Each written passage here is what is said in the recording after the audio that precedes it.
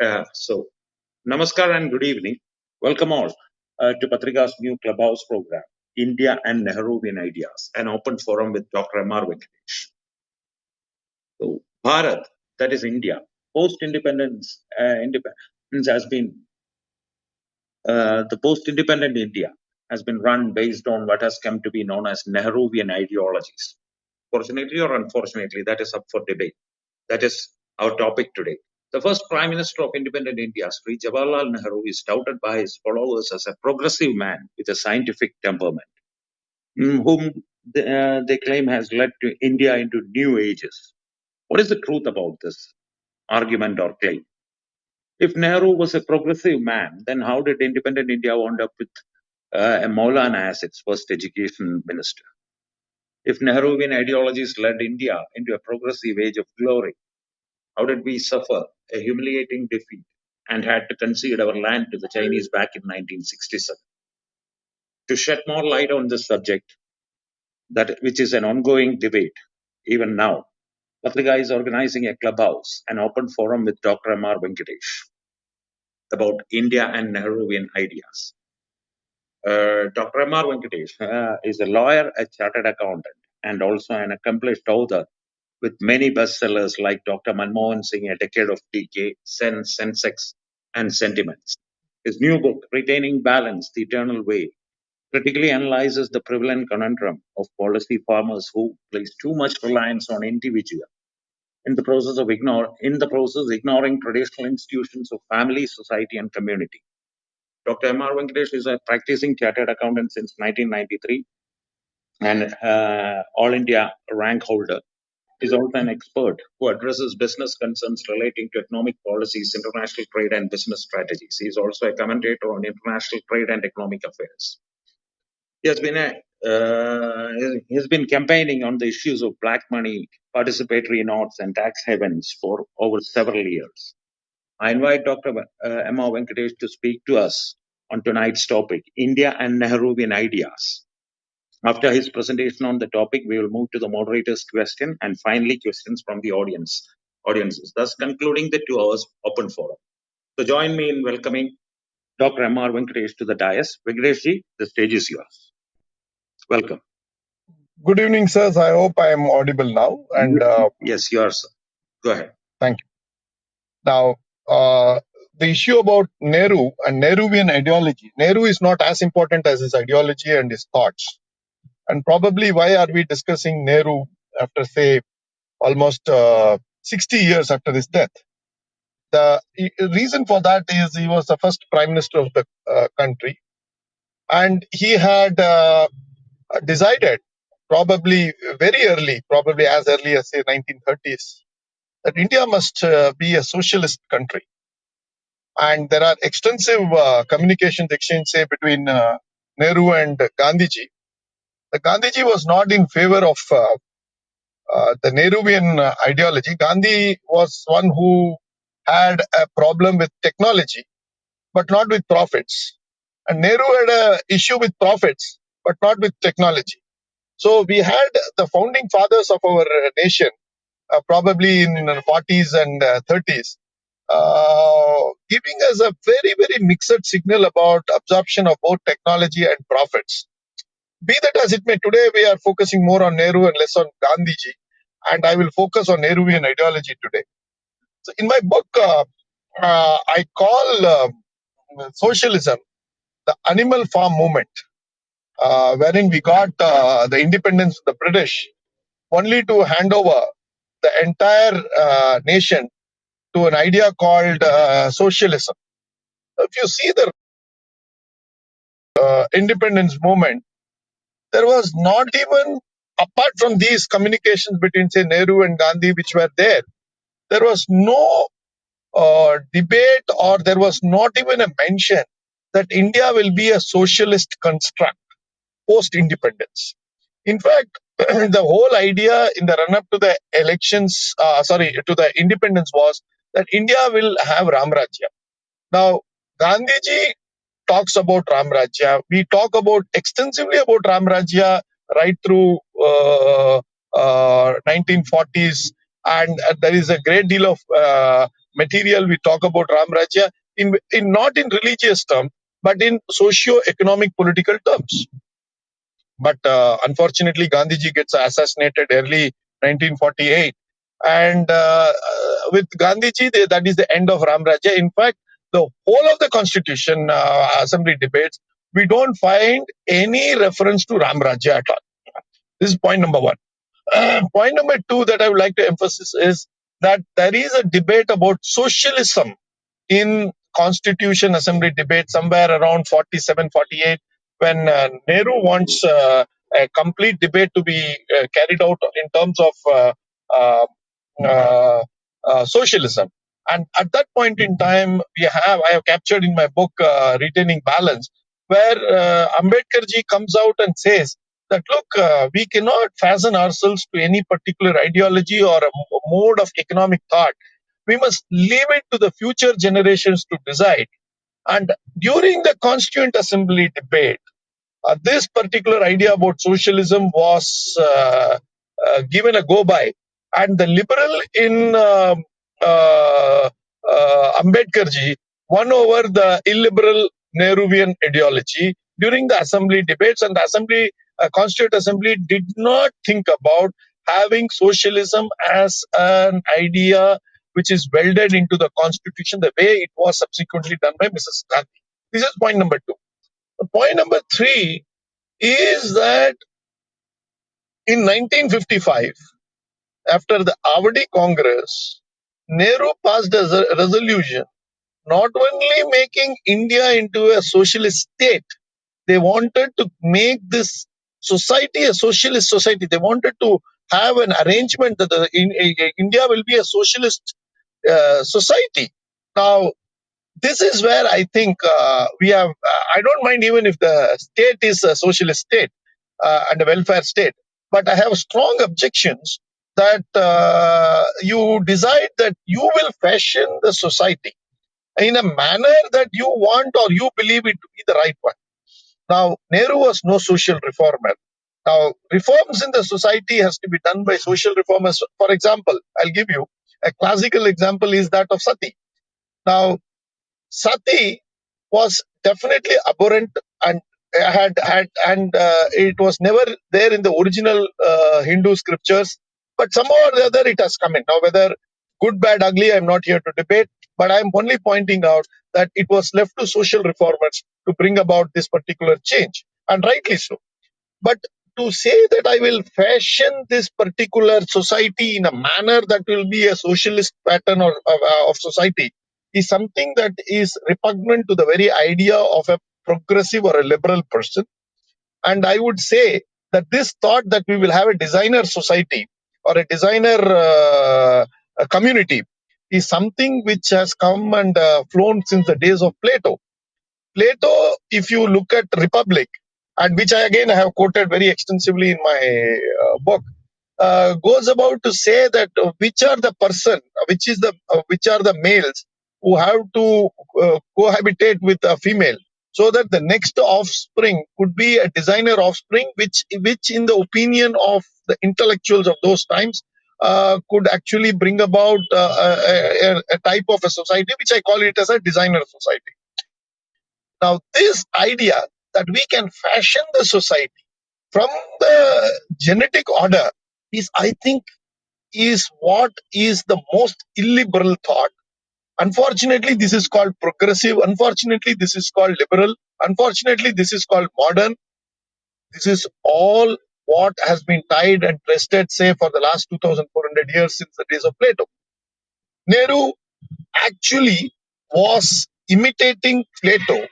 Nehru was trying to build the idea of Plato. Nehru was trying to imbibe the ideas of Plato. Nehru was putting across this idea. So this idea that I will create a designer society is something that came about somewhere in 55.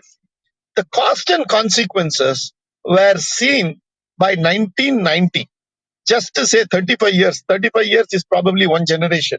And 35 years later, just within one generation, we were compelled to jettison Nehruvian ideology, And the very same Congress party which said that without Nehruvian ideology, without socialism, and which all of us know was smuggled into the preamble of the Constitution in 1975 during emergency, was all jettisoned within 15 years in 1990. And though it has been jettisoned, unfortunately, it still remains in the preamble. And 29A, Section 29A of the People's Representative Act also still now warrants every political party to adhere to socialism if it has to register as a political party. Now, this idea of socialism has to be buried fathoms deep. Unfortunately, even today, there is a reluctance of a political class of all hues, whether it is the right, left, or the center, to basically jettison socialism. Now, this, I think, is something that we need to debate in the next 10 minutes. And with that, I will probably leave the floor open for questions and answers, because this cannot be a monologue. I thought this was more of a dialogue. So, given this, I would put it across simply like this: that when we created the socialist pattern, we probably Nehru had a fantasy of creating an omnipotent, omnipresent, omniscient state. For him, the state mattered not in the typical type of, say, the Marxian state, but as close as Marxists could get it to be. That is why for him, anything that would command the economy through the state was an alluring prospect, and that is what I.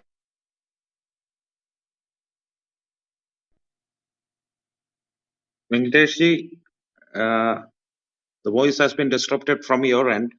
There's some problem with your connection.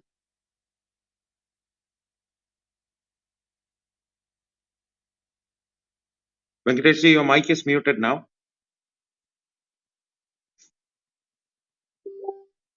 Venkateshji, am I audible to you?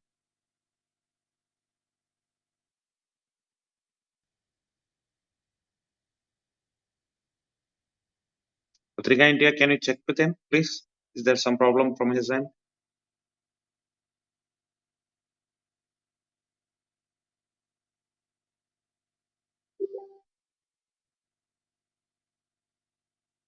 Venkateshji, your mic is muted.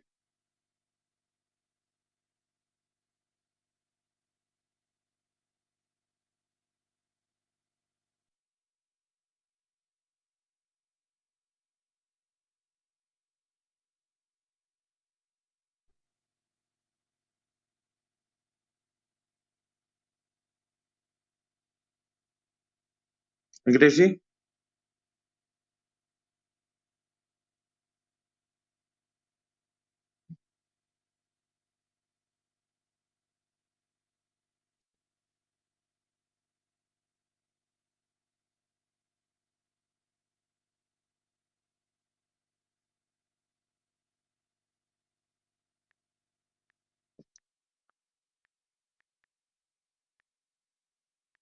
I think there is some problem with his connection.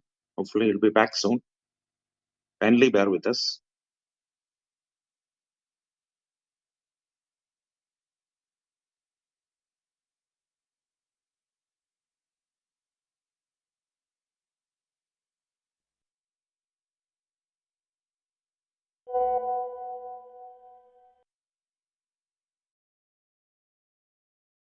We Now, lost how you. far? Where did you miss me? That is until the last part where you were talking about the socialism part that has been jettisoned into this constitution.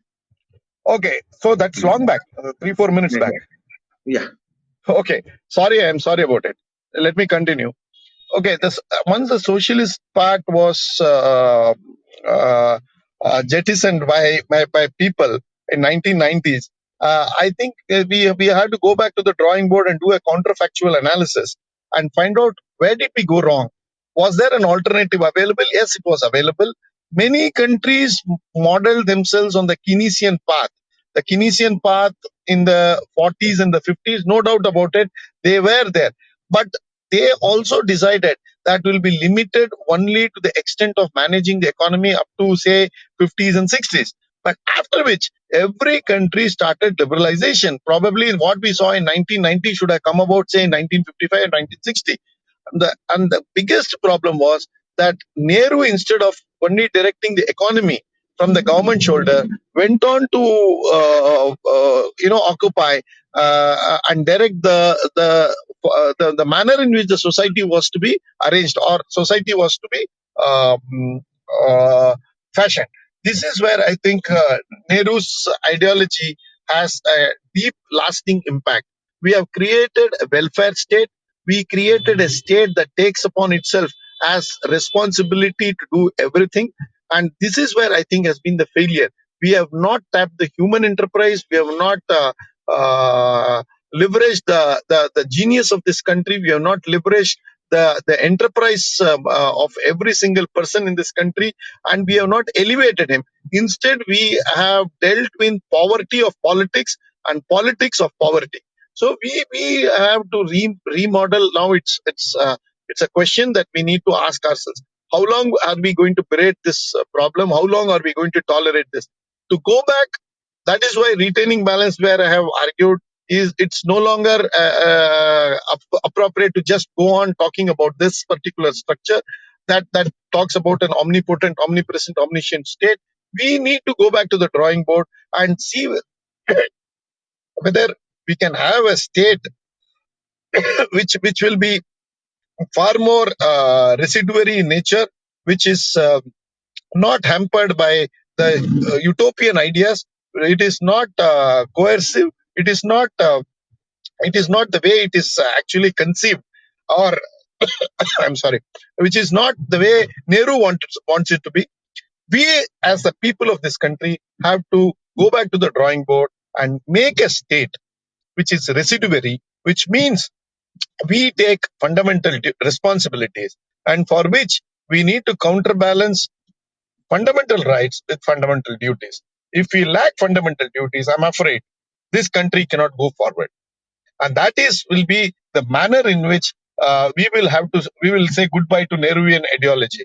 We cannot say Nehruvian ideology with the present constitution, with the present arrangement, with the judiciary which thinks that India is a welfare state and goes on expanding the scope of fundamental rights to an extent that even education has become a fundamental right in this country.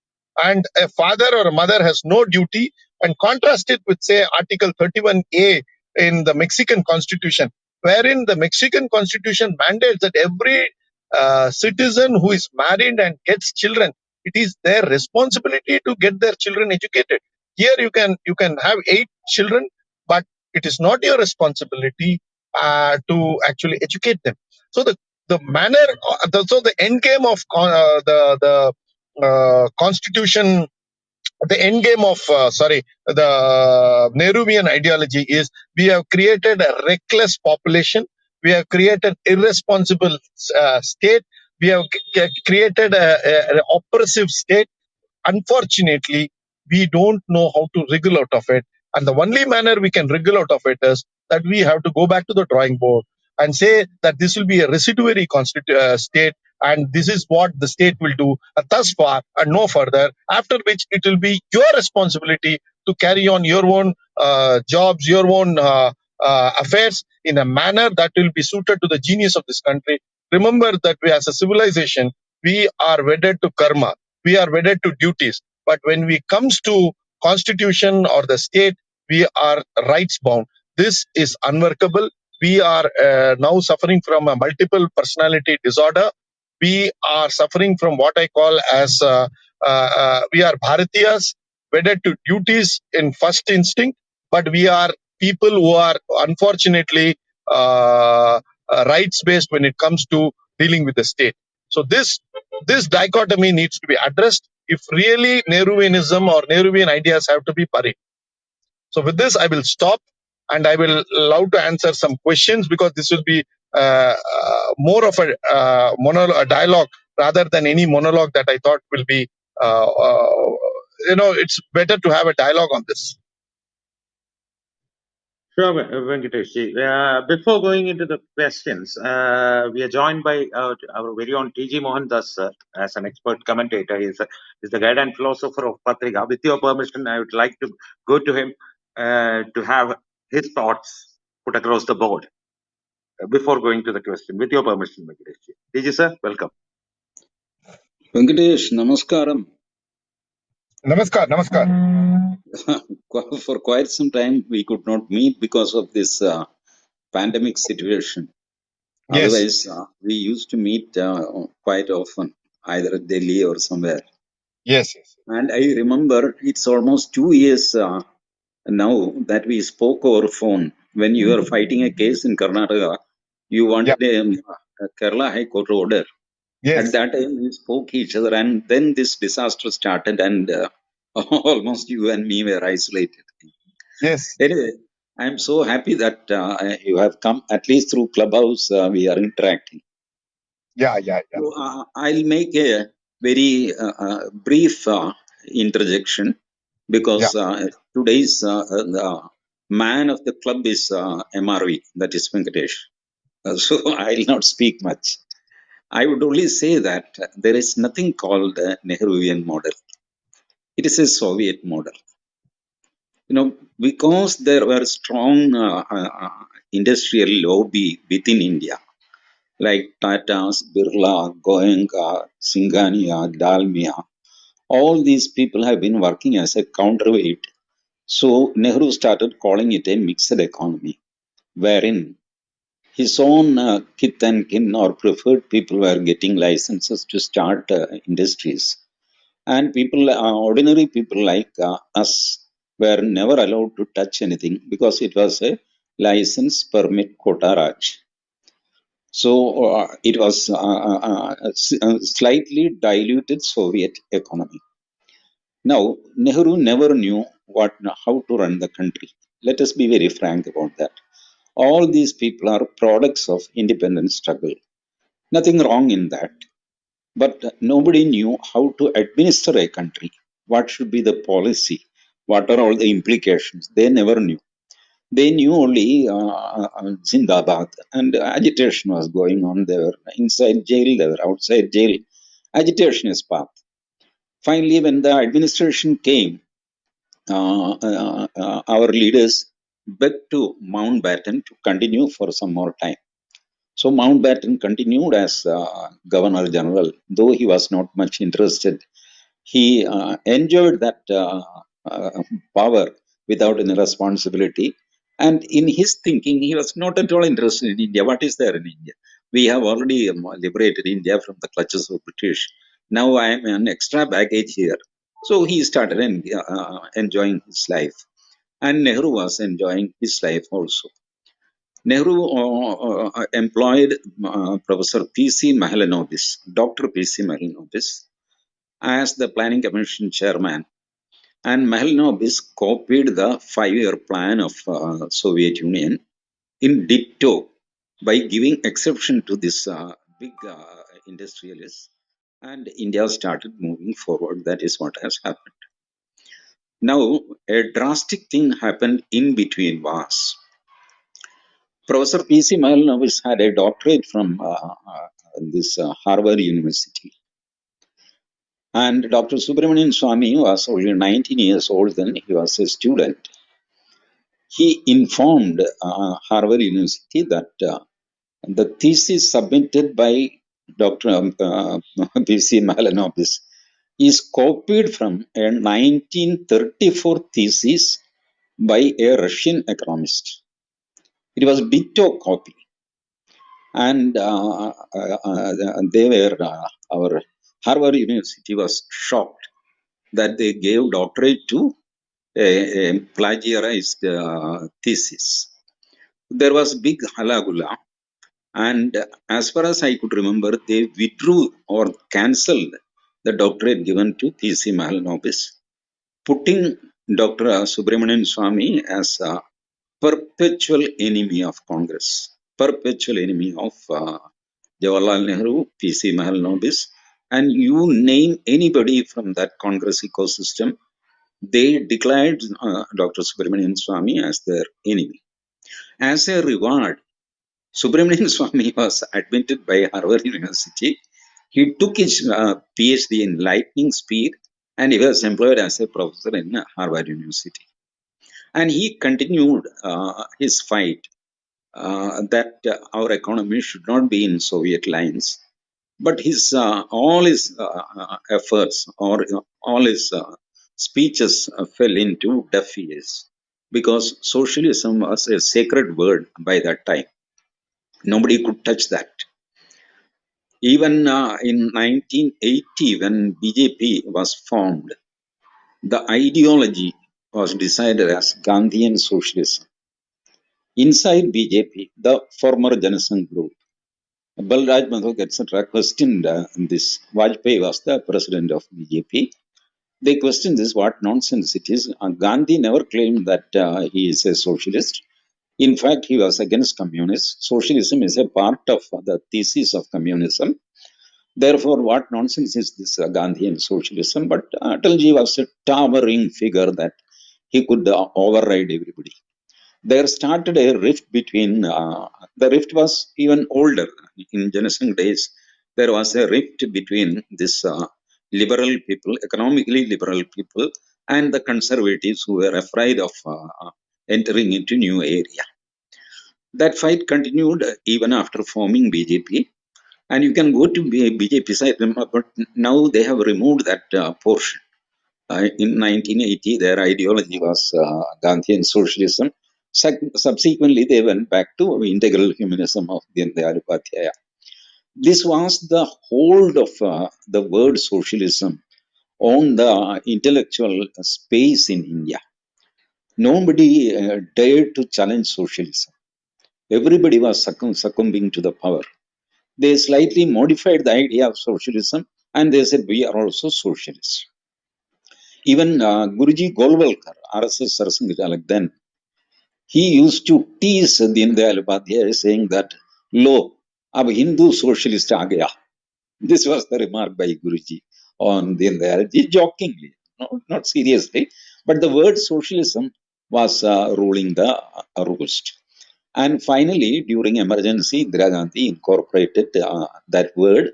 And along with secularism, both words are undefined, but they were included in the preamble of the Constitution. Now, years went, so many people challenged so many problems on secularism, but nobody challenged socialism. During, I remember, Narasimha Rao's days, somebody went to Supreme Court with a public interest litigation saying that the step taken, some step which was liberalizing step which was taken by Narasimha Rao's government goes against the grain of socialism. Therefore, it is anti-constitutional and therefore it must be, dismissed. But Supreme Court said, since there is no, I think MRV went out. Yeah, there has been some problem with his connection. Pathrika India, can you check with him, please? Yeah, he's back. He's back. So then Supreme Court said that, see, socialism have different meaning in different countries and different governments define socialism in different manner. We are baffled. We don't know what is socialism. And government of India is also filing that what we are doing is exactly socialism. What the petitioner says is not socialism. There is no clear-cut definition. So finally, Supreme Court dismissed the petition saying that it is all policy matter of government. We don't want to interfere. This is the brief history of the word socialism. Even today, it carries weight among intellectuals, the word socialism. Jyoti Basu himself once said that socialism is a foolish idea. CPM was in quandary. They don't know what to do because Jyoti Basu is too tall a man in CPM to be challenged by small people. So they kept grumbling, but Jyoti Basu was underlining. Now everybody forgot that history. Now everybody is working towards open economy in their own manner. And it's only rhetoric which is holding the word socialism. Everybody pretends that I am a socialist, but he goes by market economy.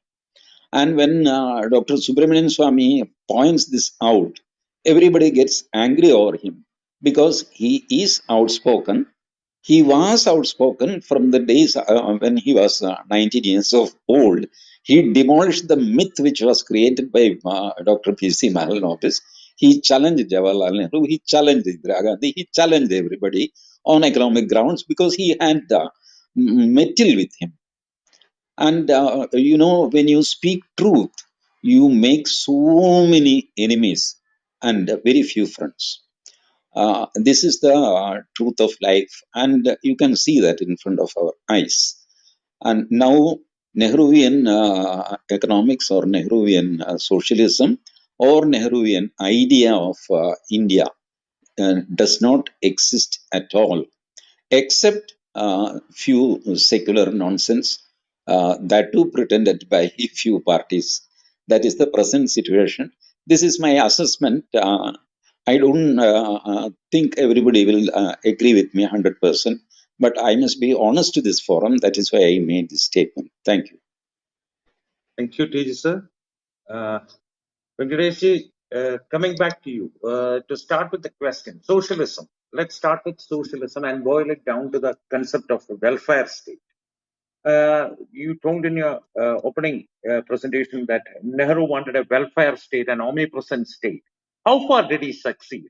At least to an extent, in creating a welfare state, or at least creating an idea. He fairly succeeded in the sense that we have become a nation where we look upon even the government to decide when it should rain, or if it doesn't rain, we blame the government. And that to that extent he has succeeded. Let us be clear about it.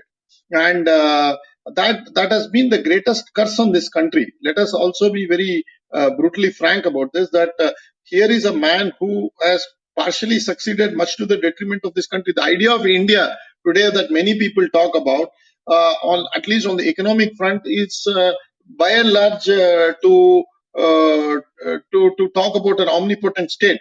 Now, the manner of socialism, socialism to that extent it has been liberalized. We have allowed private enterprise. We have jettisoned the Nehruvian model in all its illiberal contours. This is all fairly well taken, but that I think is a smaller order of smalls, because that is not the key issue. The key issue is whether Nehru created an omnipotent state, and the answer is yes. Nehru did create an omnipotent state, and that even today, under Narendra Modi, believes that today it is its responsibility to give you employment, give you education, bring water, bring this, bring that. We will have the Yojana for this, Yojana for that. Finally, it is Bojana for the IAS officers. And as far as we are concerned, we are excessively taxed. We are we are people who don't get bang for the buck.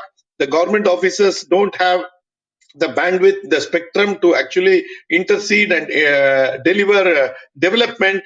So we are basically what we are. We are a low income group country, and we are not realized our full potential. The only way we can realize the full potential is not to berate about what Nehru did, say 50, 60 years back. We have to go back and ask a fundamental question. What is it that the state should do and what it should not do? Let us have a very clear negative list. Why should the state fund you for going to, say, a secular state funding you to go to Hajj on a pilgrimage? I think this is obnoxious. Why should the government of India, government of state governments run the temples? Why should it take over all the temples and run the temples? And do you know how absurd we have become?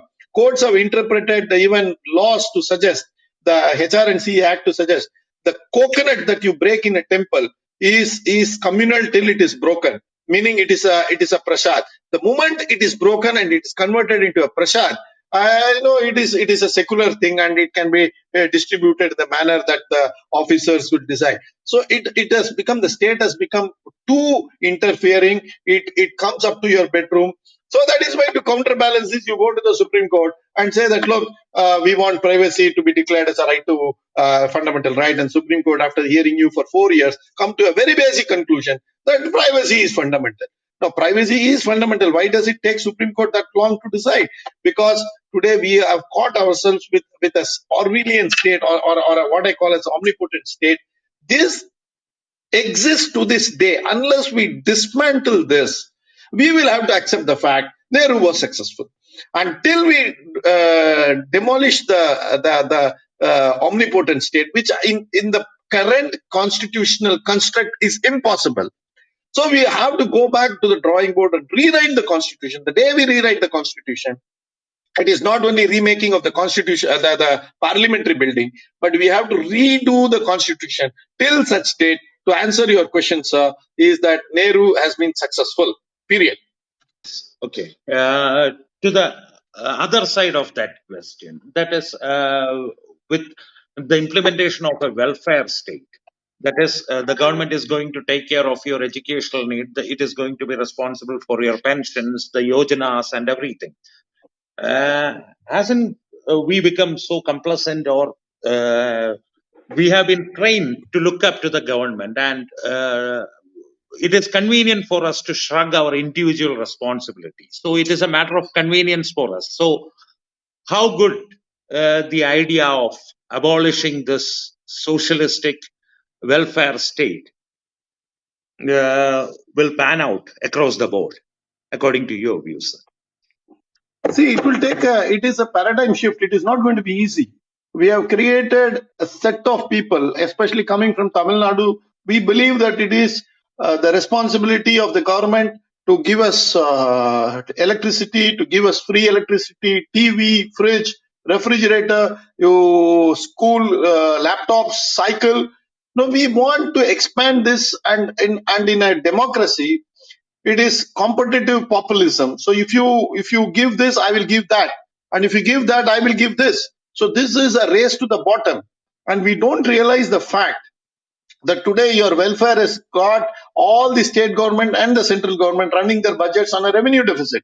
Do you understand what it means? It means that government does not earn enough money to even pay interest today. That is the state of affairs. And the balance sheet of the government of India, I'm not talking about state government, I'm not included PSUs and PSBs. All these I have left it out. Just let me tell you one statistic which will numb your senses. The government of India declared on 31st of March 2020, it has a debt of 100 lakh crores or thereabouts. I'm rounding it off so that you can appreciate the numbers better. Do you realize that out of this 100 lakh crores of liability, Government of India declares officially that it has assets only of 45 lakh crores. 55 lakh crores worth of liabilities are not represented by any assets. This is the state of affairs of central government. Now, what do we do about this? Who is to be blamed? What is to be blamed? Whether you are going to blame Indira Gandhi, Nehru, VP Singh, or Vajpayee or Manmohan Singh, the fact of the matter is today we are a bankrupt nation. The balance sheet, if it were not a balance sheet of the government of India, if it was the balance sheet of, say, Mohandas ji or MR Venkatesh, it would have been referred for insolvency. But it is government of India, it has to go on for perpetuity. So we are living a very dangerous future for our children. And those children are going to ask us, obviously are not going to ask us today, but they will ask us one time later that why the hell did you do this to us? For which we cannot go back and say that, look, Nehru gave us this idea of a welfare state and we were running yojanas after yojanas and we were running fiscal deficits and revenue deficits for decades. We did not know how to manage. So sorry, my dear, we are running a huge liability. So you pay us for all the sins that we have committed. This, I think, is obnoxious. I think we have to put a full stop to this nonsense that is going on in the term in a characterization of a welfare state or what I call as omnipotent state. We need to go back to the drawing board, and unless we do this, this will only go spiral up and further cause the damage that it's already inflicted on us. So, how do we create a sustainable economics for our country and a self-reliant population? See, this is a very simple. See, the moment you say I will take care of you, you don't have to worry. And there was a very famous quote by sitting judge, Chief Justice of a High Court, reported in one of those portals, where he says, the Chief Justice says, that if a man does not want to work and is absolutely lazy, that he does not want to earn his bread, even then, underline the word, even then, it is incumbent on the government of the day to feed him 3 times a day. Now, I don't mind this. But the problem is, where does the government of India get the money from? Or where does the state government get the money from? It gets from people who are working hard, and it taxes them. It taxes them through GST, it taxes them through income tax. You have this fuel price which went up to 110 rupees per liter till day before yesterday. All these have gone to fund those people who don't really want to work, who want to have a jolly ride in the government money. Now, this has created vested interest after vested interest. And in democracy, this has also created vote banks. We always talk about minority vote banks and vote banks of this caste and that caste. We don't understand. We have also created a vote bank arising out of welfare populism. Period. We have to demolish it. Now, how do we do this? We have to end this. We cannot say the state will not be a welfare state. Declare it and say that state will be a dharmic state. State will help people who want to help themselves. The state will place fundamental duties on its citizens. Only people who have performed their duties towards their fellow citizens, to their family, to their nation, will be entitled for certain things. Otherwise, you better rot. You will have a tax, you will have penalty to pay. Now, we have to create a structure.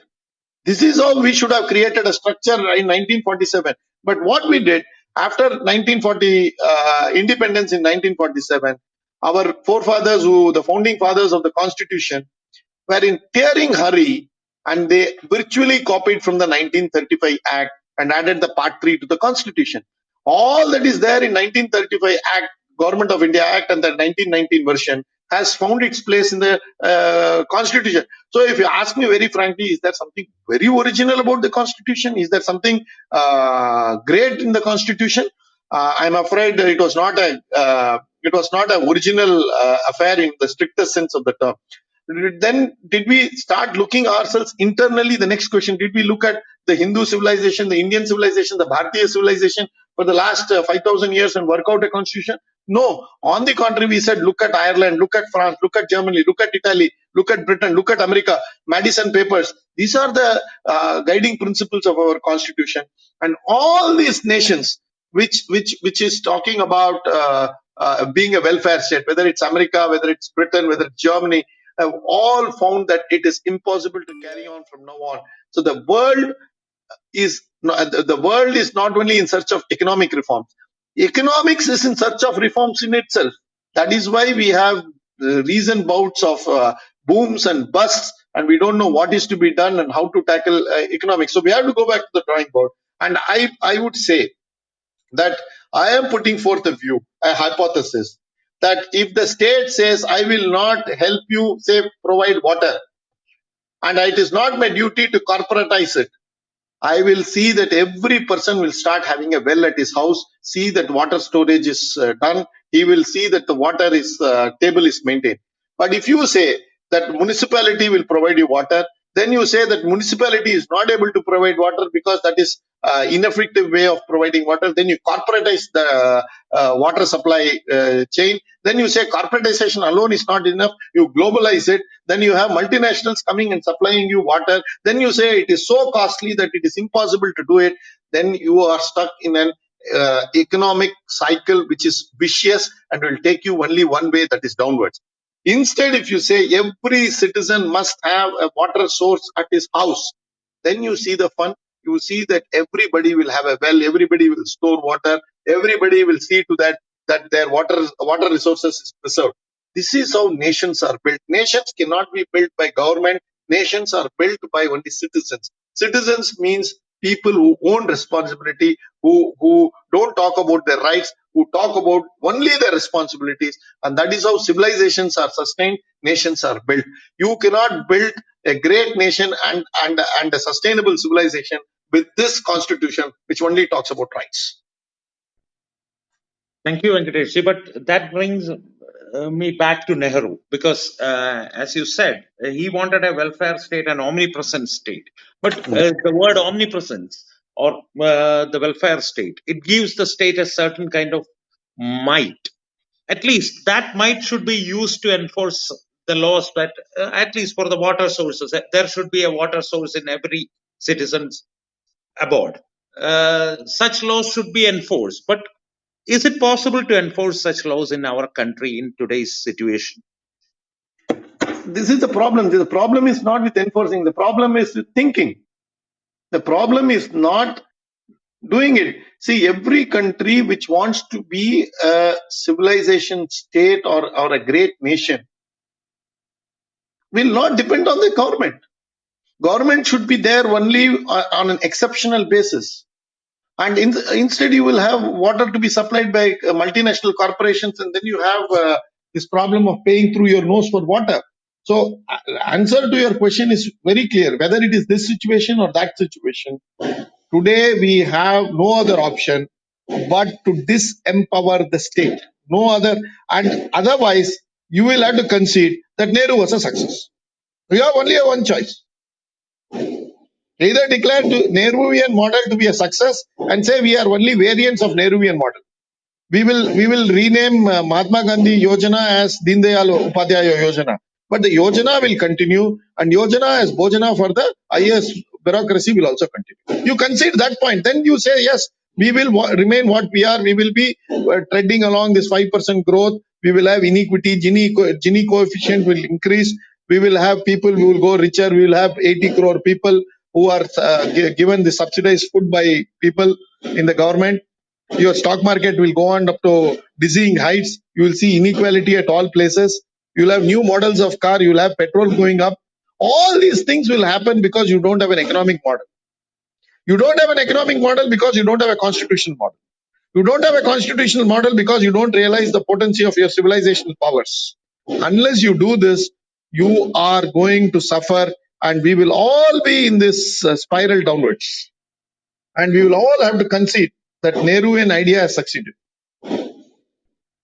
Understood, Venkatesh. But to think about it, the illusion of convenience that has been imbibed into our thought process. Like you said, there is a thought process that has been imbibed into our conscience or thoughts that the state will provide for our basic necessities. How do we educate the population out of it, outside the educational system? Sir, it is a tall order. Do you mean to say in 1947 it was easy to talk about equality? Was it easy to talk about universal franchise? Do you think that people in 1940s voted for this constitution? Has this constitution ever been tested? Do you realize that? Do you understand that the entire population understands all the articles of the constitution? Do they understand what to expect from the state? Are we assuming certain things for our convenience? We are assuming certain things for our convenience, but we are not actually putting it to test. I know it is going to be a tall order. I know what I'm talking about is a paradigm shift. We can't move from what we have gained in the last, say, 75 years overnight, but the unsustainability of the present economic model, the unsustainability, the unviability of this model needs to be discussed. Are we ready to? That's what I'm saying. We have one choice, only one choice. We don't have the second choice. We live by this and die quickly, or we make a paradigm shift, make a huge effort, and I'm sure the country's genius will allow us to respond. We are by and large a functional society. We are people who believe in karma, and we can make a U-turn even today. It's not a tall order. I'm confident and I'm extremely optimistic that if political leaders arrive at some sort of a consensus, we can definitely present ourselves a far greater model than what Nehru and others gave it to us, and Nehru practiced and brought us to this state that we are dependent on the state for almost everything. Yes, state has to be there. State has to be present. It has to be giving some succor and solace to those who are unable to do it. But it must also be an enabler state. The state is not an enabler state. That has been very clearly defined, Venkatesh ji. Then the Manoj, next part of the question. I Yes, sir. will I will add a small thing to what MRV said. Please, sir.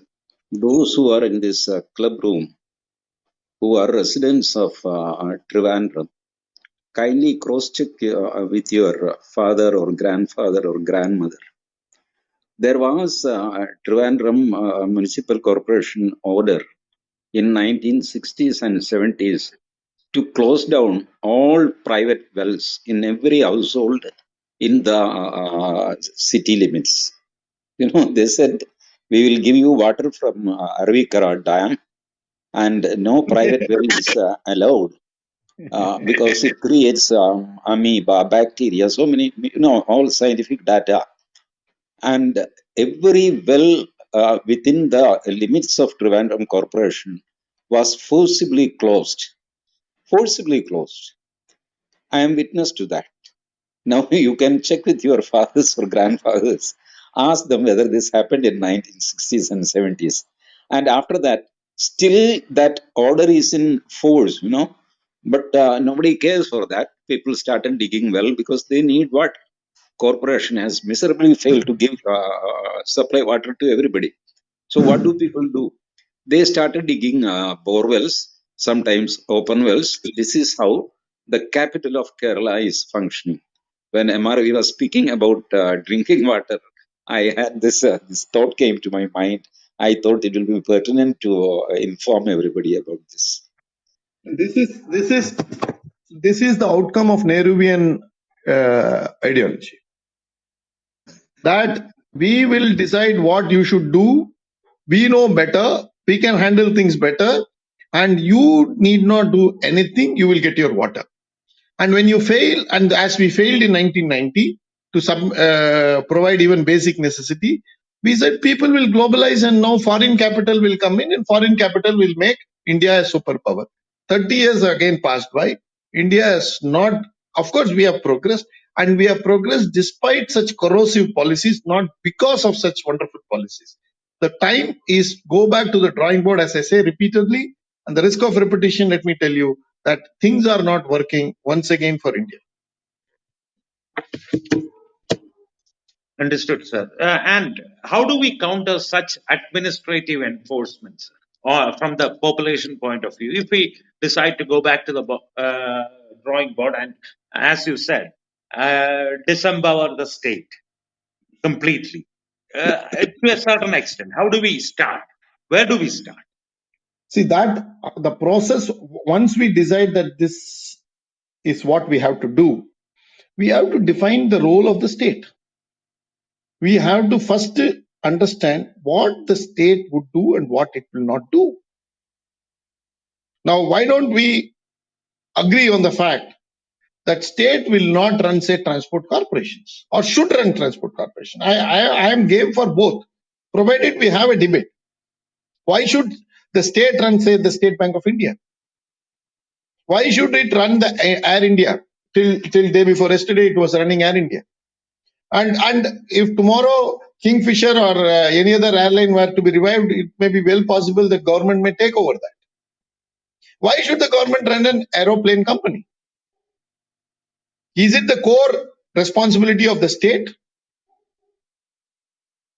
Now, this was never debated. Can you believe?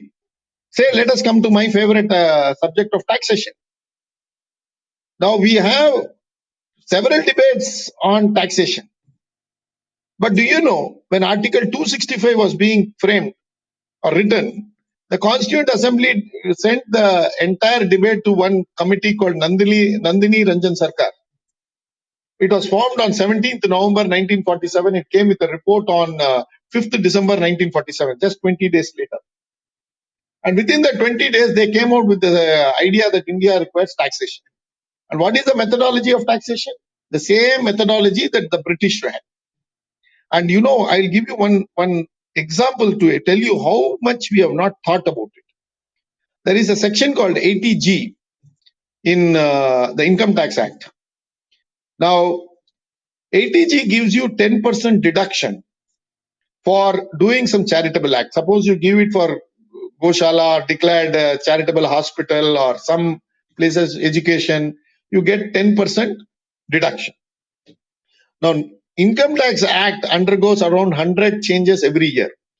But this 80G, I found out, was never ever disturbed since 1961. It remains at 10%.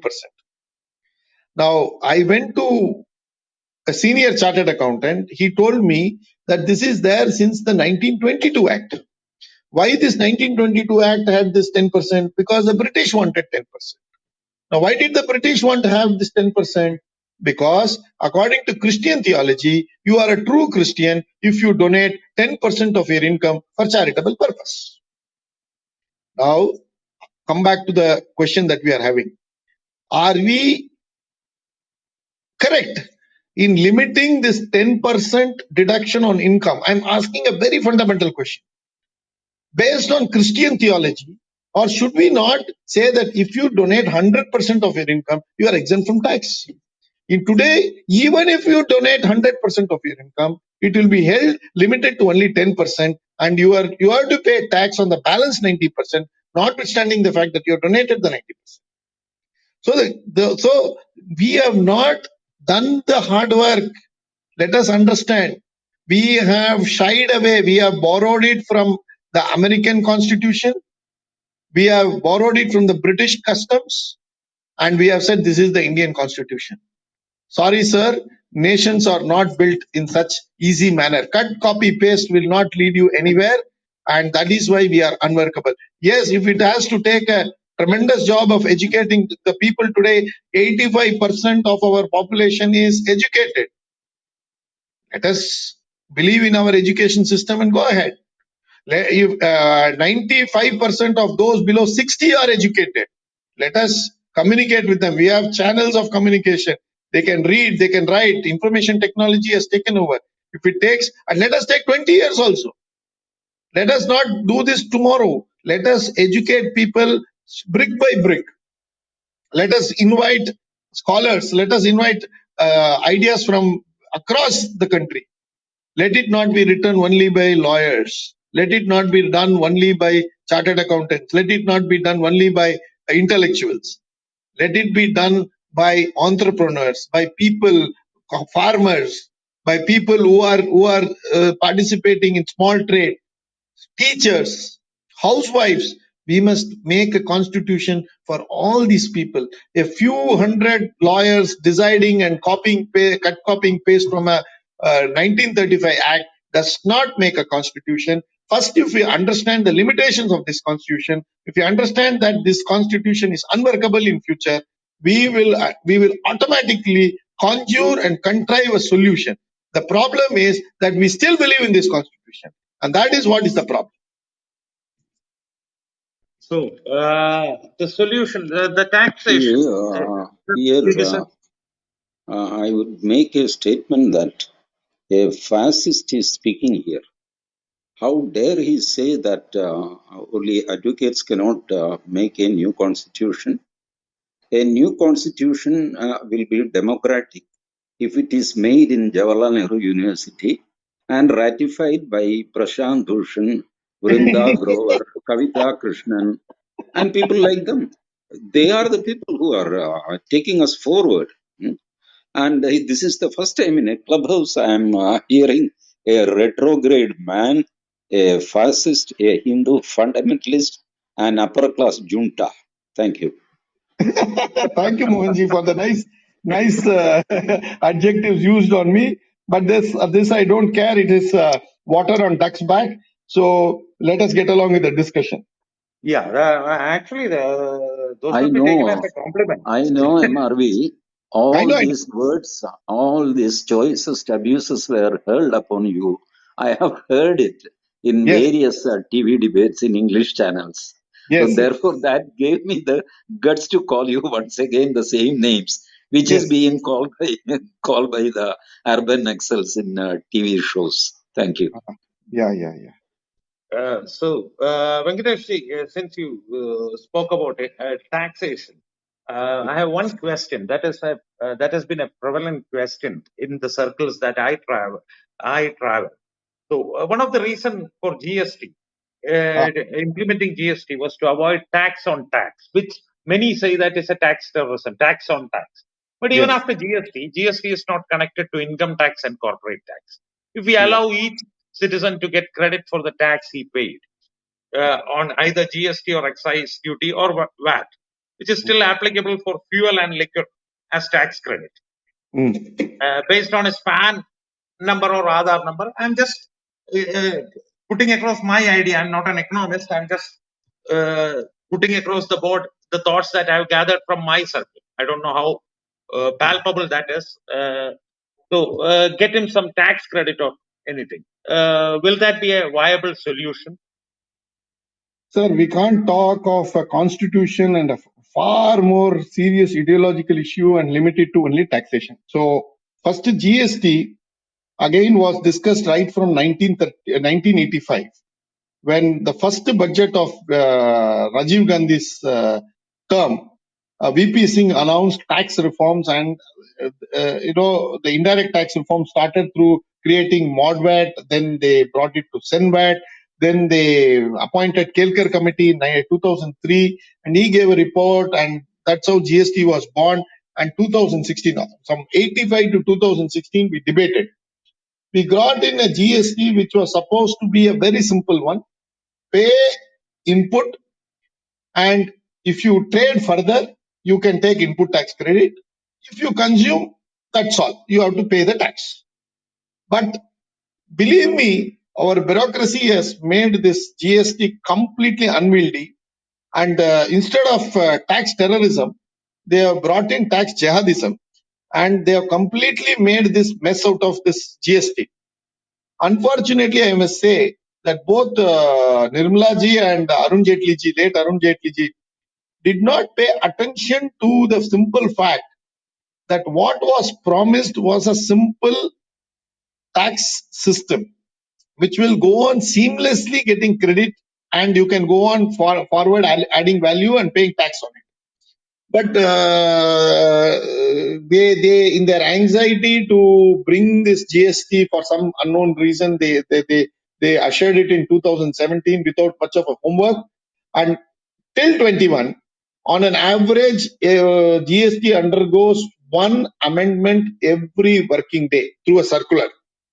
This is what is the most worrying part, and I would suggest that we should not discuss this today. We are discussing something far more serious, and already Mohandas ji is abusing me. So let us stick to those abuses and go ahead, rather than get into mundane things like GST, Form 1, Form 2, and other things. So this is, Understood, sir. yeah. Understood. So, coming back to the Nehruvian socialist mindset that has been imbibed into the population, or which many claim that is imbibed into the population, which may or may not be true. We don't know unless we start de-educating and educating with them with the new ideas. The socialist ideology, how deep it has been set into the mind of the population, how lazy had it, to put it barely, how lazy it made the Indian population, according to Sir, I your view. told you, one sitting Chief Justice of the High Court says that a man is entitled to be lazy, the man is entitled to sleep and count stars, and it is the duty and incumbent on the state to feed him 3 times a day. Now, can you believe that this has come from a Chief Justice of a sitting Chief Justice of a High Court? Exactly. The reason why I asked that question was to bring you back to that comment about the Chief Justice, sitting Chief Justice, because the main question is this: have we managed to abolish monarchies and create different monarchies in judicial system, administration, the bureaucracies, which will give people some benefits or the illusion of some benefits, and which will run their autocratic ideas in the due process? Yeah, I completely agree with you on this. There is palpable. Today, if you take minus the BJP, You take every regional political party and also the Congress, all of them are feudal. And it is a family of Indian politics minus BJP and to some extent leftists. Leftists, of course, are not in politics. They are basically a mafia, so I don't want to comment about them. But minus the BJP, if you look at the entire range of circle that is available in the political spectrum, is run by one or two families only. If you say the DMK or the Akali Dal or even the Mamata Banerjee's party or JDS, one day I had an argument with Tanveer Ahmed of JD Janata Dal Secular, who is a spokesperson of the Janata Dal Secular. I called him the national spokesperson of a two-district party. And that gentleman, I asked him point blank on a TV show that you can become anything in your party, but can you become the chief ministerial candidate of your party? Because that is reserved for Kumaraswamy. Devagowda can give you any other post, but he will not allow you to become the chief minister of Karnataka. So he did not say anything on the screen, but off the screen he confided to me, "Sir, you are putting me in a very embarrassing situation." I said it was intended to put you in an embarrassing situation. It was not a diplomatic question. It was intended to humiliate you or put you in some sort of a discomfort, if not immediately, at least to put in some discomfort. This is true for almost all parties. So the question is, this is also true in terms of administration. How many children of IAS officers have taken to IAS? IPS have become IPS or to some services. Then you have judges, lawyers taking to, especially judiciary. Judiciary has also been there. It is a son takes to father's whole process, and this has gone on. We have seen this happening virtually in almost all places. But these are the very people who come about and say India is a feudalistic society. I have no problem with this also, but I have every problem with these people coming and claiming that India is a feudalistic society and it encourages nepotism, all these things, when they themselves encourage all these things. So judiciary, media, politics are all driven by nepotism. Coming to the nepotism and back to the monarchy system, that is not monarchy, the feudalistic system, that there is a misproportionate view from the even from the judiciary, that is not even misproportionate, that is, how do we put it, the person who will never travel on a two-wheeler in his life is passing the judgment on the helmet and the road safety rules. How do you, what is your take on that? Is it because of the socialist ideology that has been imbibed into our mind that we agree with this such judgments and dictions? I'll call it a diction, royal diction. See, the forget this. Let us take even more something far more fundamental. That Shabarimala. Now, whether you are agree with the judgment or not, that is entirely a different thing. But the fact of the matter is that you have never even visited Shabarimala. You never understood what is Shabarimala. You never know what is this concept of this brahmachari concept of Lord Ayappa. And you went ahead and gave a judgment sitting in Delhi without understanding what is prevalent in Pattinamthitta. I can give you 100 such judgments. They have simply given judgments after judgments because they think that all the wisdom is within the four walls of Supreme Court or the High Courts. This is what needs to be challenged. This comes from a Platonic idea that we can decide what is good for, a few of us can decide what is good for the society. We know what is good for the society. The society is filled with fools.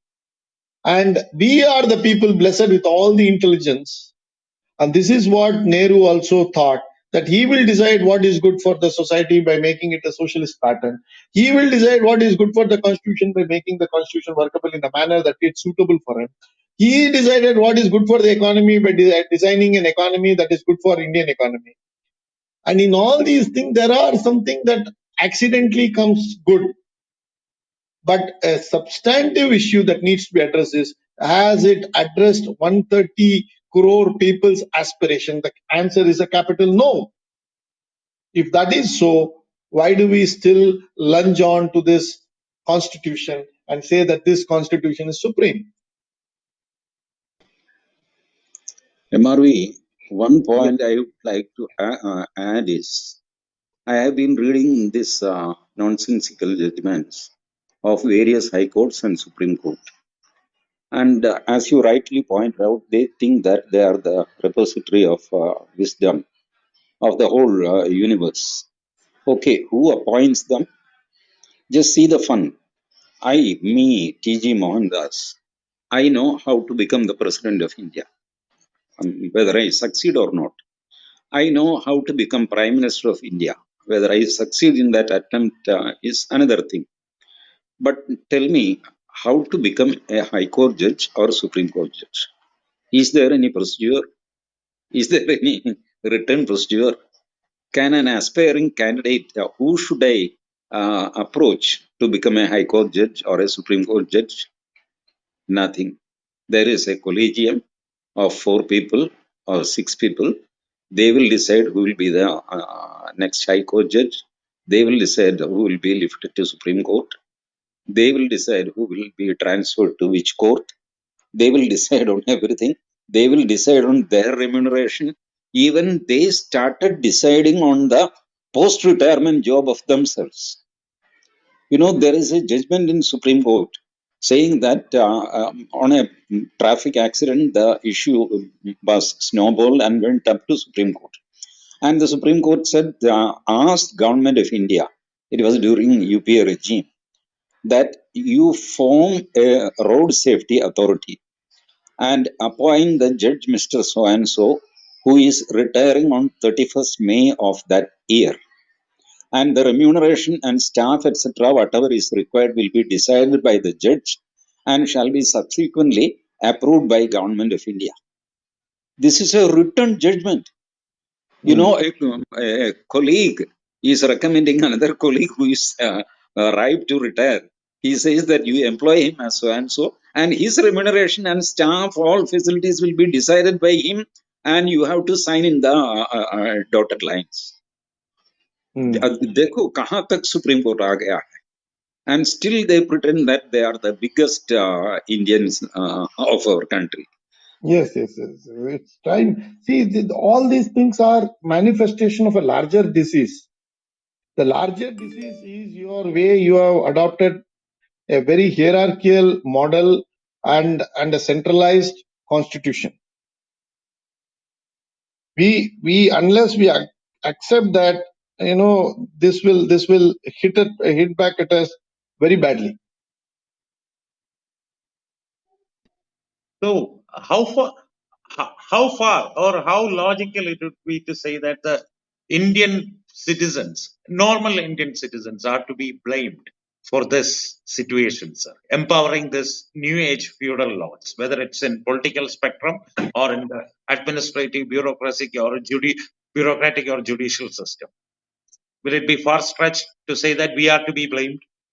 It will not be far-fetched at all. Why should it be far-fetched? Okay. So, where does the correction start? One more information I'll tell you. Yes, sir. Such a proposal of redrafting our constitution was formulated by K.N. Govindacharya, and he has submitted it some 10 years back to all authorities, saying that the Constitutional Assembly, which was existing at that time in 1949 and 50, that was a creation which was, that was formed in a hurry, that we must have a constitution. There has to be order in this country. So let us copy and paste a constitution, which Ambedkar himself has acknowledged that I copied from Ireland, I copied from England, America, etc. Finally, he said, given a chance, I would like to tear this down. Ambedkar has declared even that. Therefore, Govindacharya argued that now we have almost completed 60-65 years of existence. So let us have a fresh look on the constitution.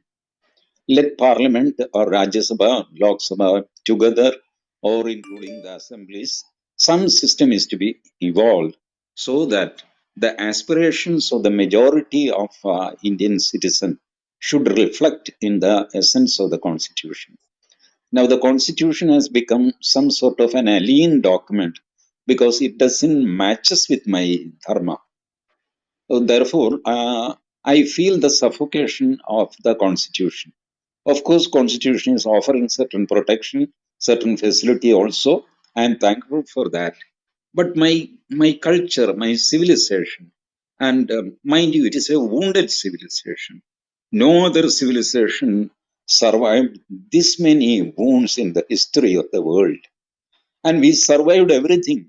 And if our culture and aspirations, our dharma is, if it is not reflecting in the constitution, what worth is that document? This is a basic question which MRV has raised, and I fully support him, at least in asking this question to ourselves. Thank you.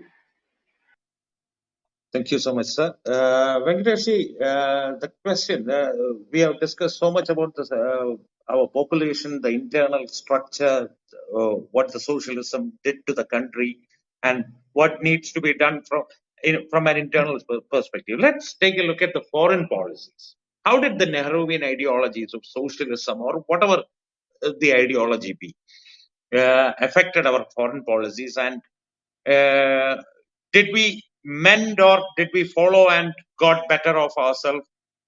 I hope I'm making the question clear. With the BJP current regime, did we improve on that one? Okay. Now, our foreign policy, whether it is successful or failure, whether it is in Nehru's times or Modi's time, is difficult because we don't have a proper yardstick. Now, economy, we can definitely say growth rate, inflation, something you can measure and say you can argue. Now, how much has the relationship, say, with Maldives improved, or Sri Lanka improved, or China has gone down, or Pakistan has been put in place, say, vis-a-vis 2014, is very difficult to actually gauge. But be that as it may, our socialist thinking or ideas that we borrowed as Mohandas ji elaborated in 1947, beginning with the Ghost Plan of Russia, and how we took the state planning to a new high in the Indian circumstance, was probably determining our foreign policy also in those times. We were overtly pro-Russia, though officially we maintained a stand that we are a non-aligned country. And I don't know what happened to that non-aligned movement. We had this NAM coming back forth every time, and we had several countries aligning and saying that, look, the famous hug of Fidel Castro with Mrs. Indira Gandhi in 1980, all these things were to tell to the world that Cuba and India were non-aligned, when we were basically cheerleaders of the Russians here. And Pakistan was also in the non-aligned movement when it was overtly an American stooge. So our economic policies decided our foreign policy, and our foreign policy probably decided our economic policy. But today, if you look at it, we are no longer into any sort of an economic policy. We are declared ourselves to be a liberalized economy, but we still carry on yojanas after yojanas. We are a welfare state. We have ingrained Nehruianism into every budgets of the Narendra Modi government. So Nehru, though there is a palpable or a demonstrated anxiety to distance themselves from the Nehruvian idea, but in economics they have not been able to do it. And every budget of Nehru is reflecting of the Nehruvian idea. So it is more or less muddled.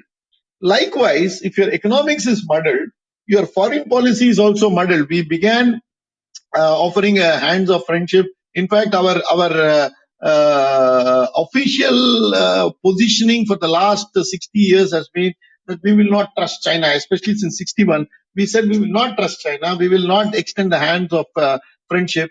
And Narendra Modi went one step ahead and did extend, and there were several occasions on which he has visited China. And unfortunately, the results don't seem to suggest that his hands of friendship have been taken by the Chinese too seriously. And there is some serious issues across the border. The Chinese are piling up their military across the border of a line of control, both in Arunachal Pradesh and in Ladakh. And things can spiral anytime into some sort of a war. And experts are predicting that it is very likely that these two Asian giants can go for a war. This is as far as China is concerned. As far as America is concerned, again, we put all our eggs in the Trump basket, and we said that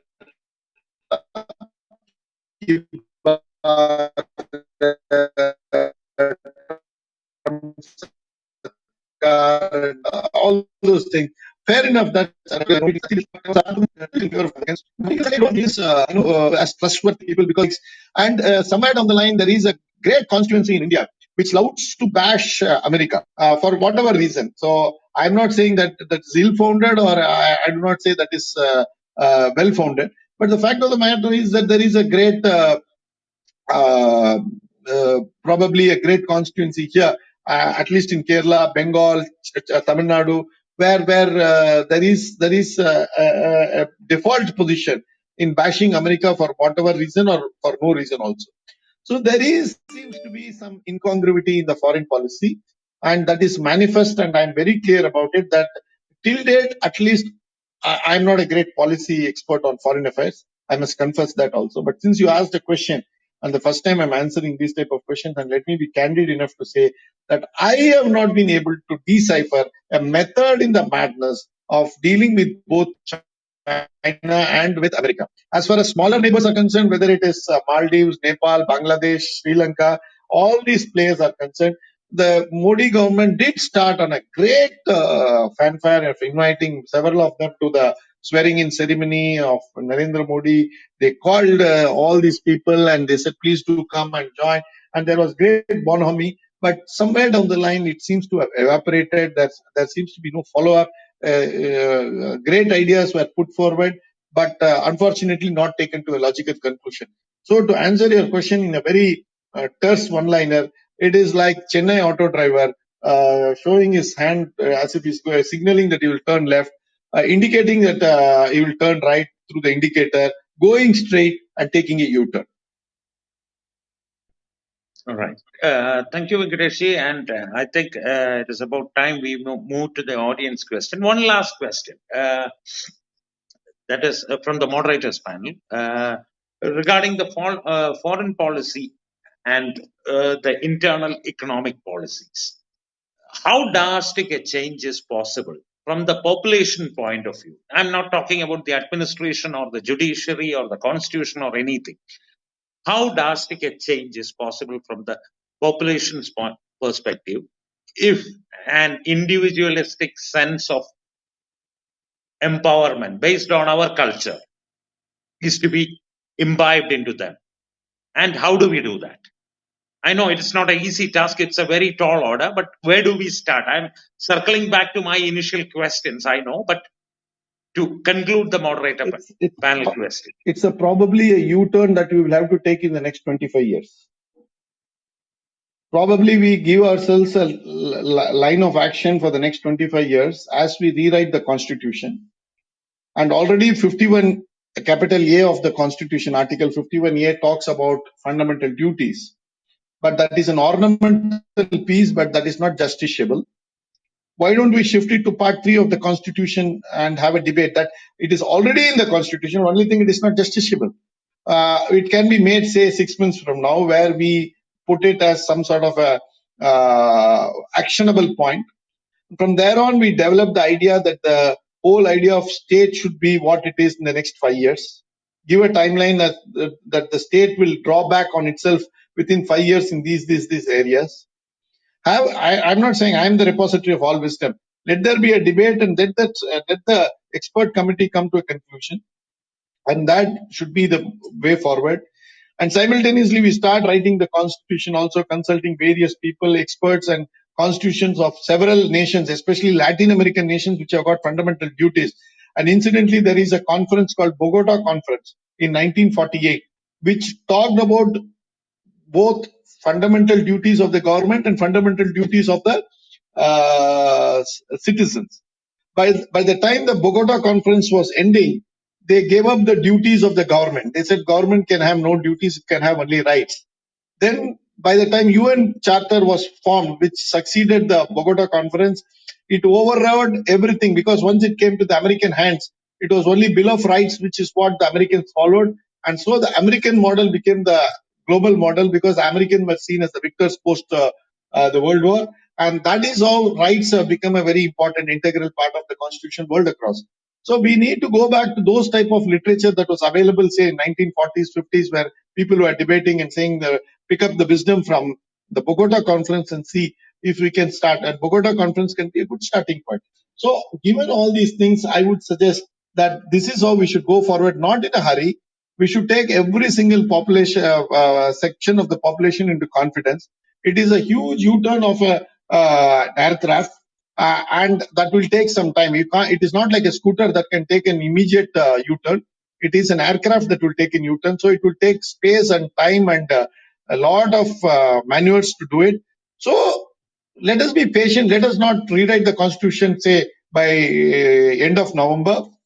We can do it by coinciding with our 100th year of our of our independence in 2047. But we start preparing from now on, brick by brick, step by step.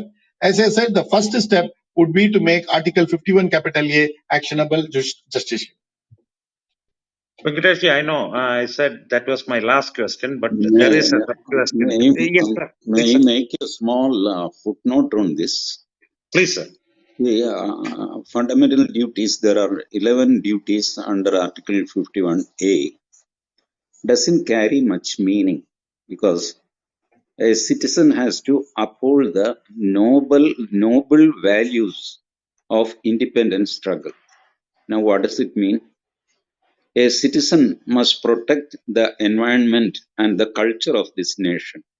Now, what does it mean? It is not enforceable also.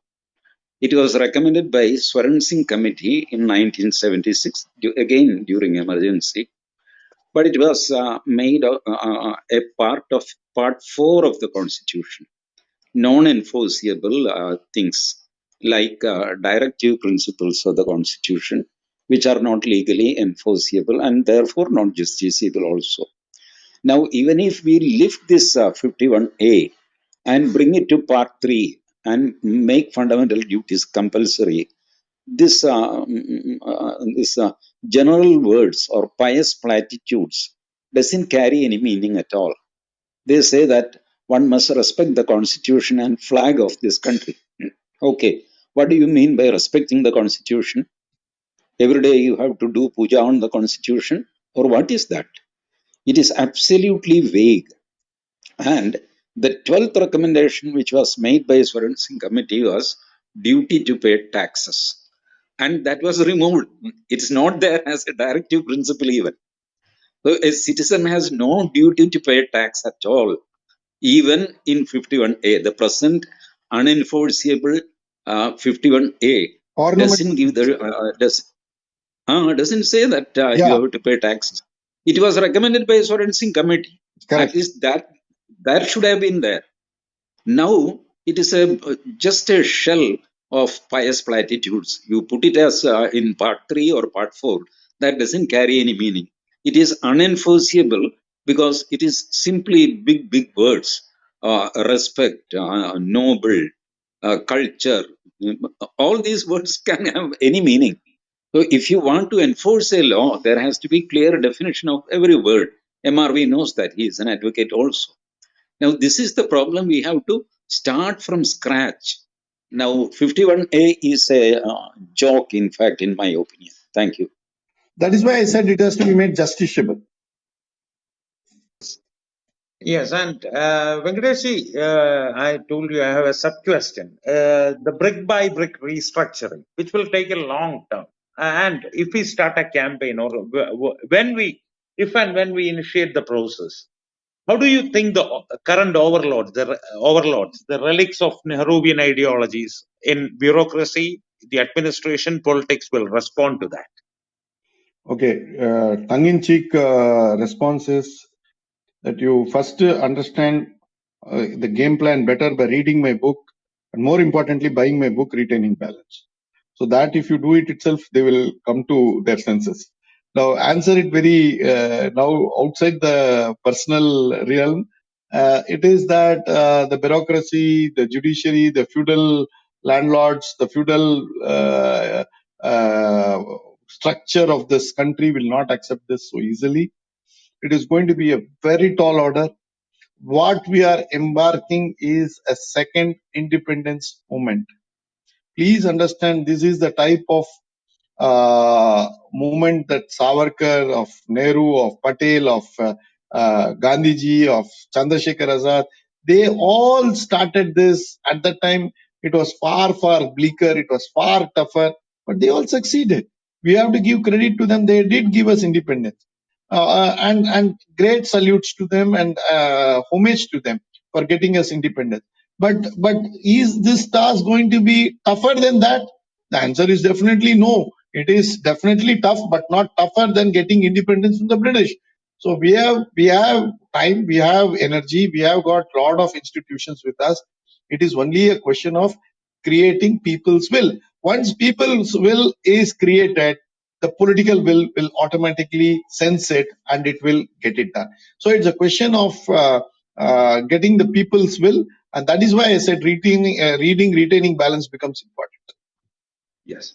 And again, you won't let me go without the sub questions, because Retaining Balance, the Eternal Way, I have ordered that book, but I haven't read that yet. It is not yet in my hand. So I will ask about that book. I request you to talk a little bit about Retaining Balance, the Eternal Way, Venkateshji, before we go to the audience questions, because from what I understand, and for the information of the audience, it is Retaining Balance, the Eternal Way. Venkateshji's new book is available on Amazon, Kindle edition, hardcover, and paperback. All the three editions are available on Amazon. So please do buy that. And Venkateshji, I request you to talk a little bit about Retaining Balance without giving much suspense. No, I can talk about it endlessly also, but I'll just take it. It is about how to make economics functional. To make economics functional, you can't have a market or a state. These are Hobbesian ideas. These are ideas born out of Christian theology of a broken self, of an external agent required to address the broken self. And Christ will be the salvation in the Christian theology. Market and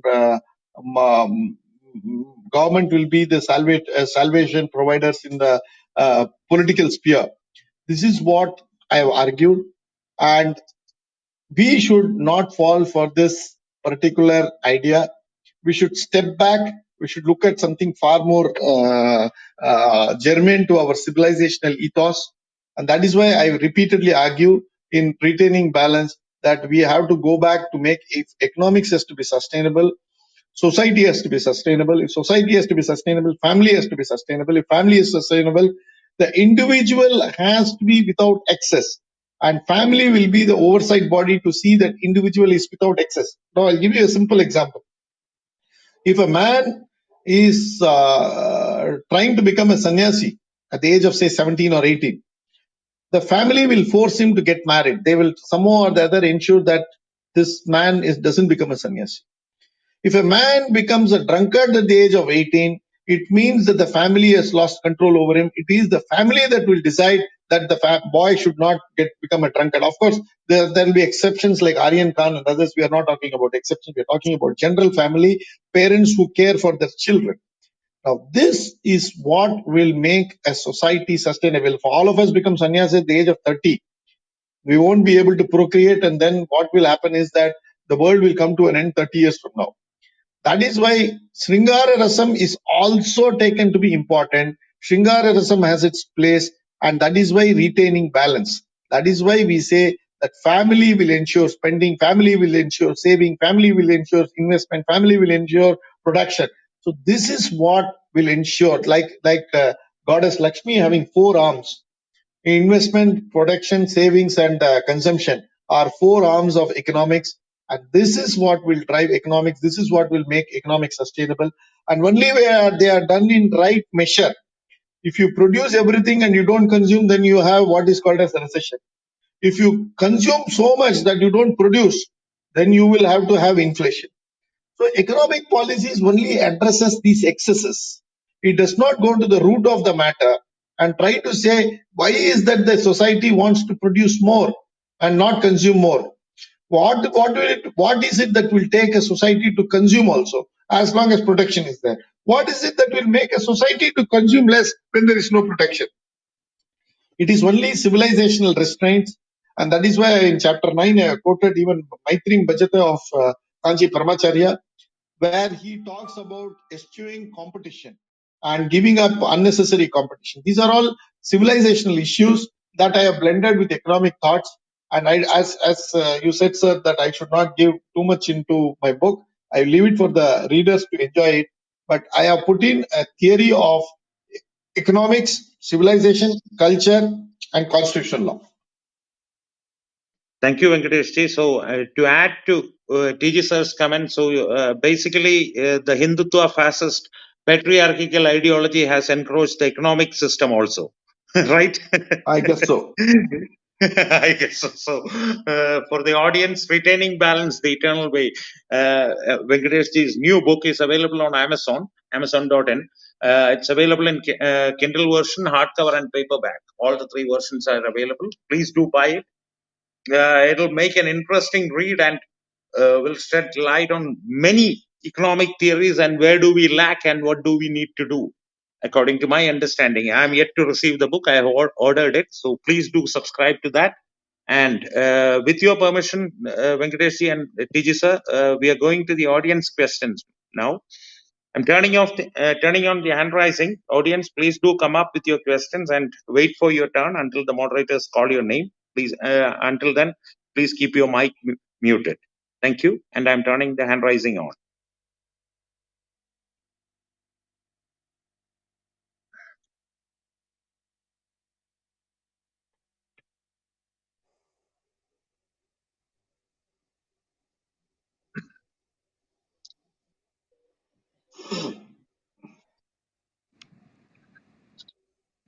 All right. So the audience has come up. Captain sir, your question first, please. Good evening, namaste everyone. And Good evening, sir. I MRG, namaste. Namaste. That's what that's what we are used, to call you, like even in the TV debates. That's what we are used to. MR. So, first of all, thank you. I didn't know I would be able to converse with you. Yeah. Coming straight to the question which I have, is even in the TV debates when we see. I would suggest Hello. Yeah, sorry, Captain Hello. sir. Go ahead. Mike was unmuted. Go ahead. Okay. Go ahead. Yeah. So every time on mostly and generally in the TV debates, now we have the the brigade that is the entire opposite of the right wing, and they often refer, that secular fabric of India, the coins termed by Nehru, and the architect of modern India. So they have created a hype about a person who has also is responsible for the lion's share of many problems India is facing today. Primarily, you cannot distance Nehru with Kashmir issue and the Chinese issue. Now, my question to you is, the way your fellow TV debaters, when they converse with you on air or off air, do they even realize that they are trying to whitewash a person who was primarily responsible for all these issues as well? Or it's just that since they represent some interest, they have to do that? What is your take on that? So, our problem with Nehru is that we, at least personally speaking for myself, I have great regard for him as a freedom fighter. Okay, but I have definite serious differences with him as the Prime Minister of India, ushering a lot of policies on which I am entitled to, and I feel that I have every right to question him, and I have every right to critically analyze what he did and what he did. But these chaps who are basically people who are in the TV channels are those who have come, Johnny of late types, who have come basically because Congress has abdicated its space in the media. And it believes, especially, it will not send its spokespersons to say the TV channels now, for good reason or bad reason, I don't know. They don't send these spokespersons who will have certain responsibilities. Congress spokesperson obviously will have certain responsibilities because they are representing a political party. They will have to abide by certain constitution values and secular values, genuine secular values. They cannot be refreshed. But unfortunately, since the Congress is not there, that space is a vacuum, and vacuum will suck in all buck. And today you are having all sorts of urban nexus occupying the media space. They are not speaking for the Congress. Please understand.